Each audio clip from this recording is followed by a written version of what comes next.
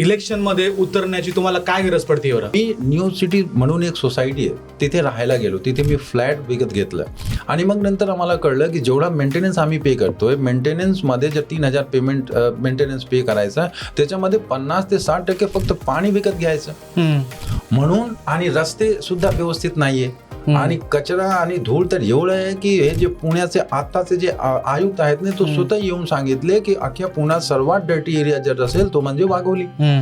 तर एवढ्या सगळ्या बघून आम्ही मग हळूहळू आंदोलन केलं.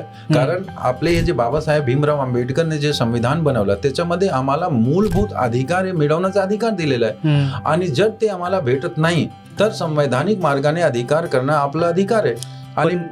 आणि म्हणून मी आंदोलन केल्यानंतर बरेच गोष्टी आपण सॉल्व्ह सुद्धा झालं. आता ड्रेनेजचं काही मॅटर सॉल्व्ह झाले, रोडचा मॅटर सॉल्व्ह झाला आणि म्हणून आम्ही हे डिसिजन घेतलं लोकांचं सपोर्टामुळे. आता हे समाजकारण जे मी करत होतो, आता इलेक्शनमध्ये यायचं आणि सिस्टममध्ये जर गेलं तर हे सोयीसुविधा लोकांना आम्ही पुरवू शकतो.